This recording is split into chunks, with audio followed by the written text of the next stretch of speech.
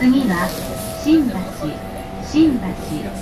お出口は左側です。Shinkansen going there. 地下鉄銀座線、都営地下鉄浅草線、ゆりかもめはお乗り換えです。The next station is 新橋。350 kilometers speed per hour. 350 kilometers per hour. Maximum speed.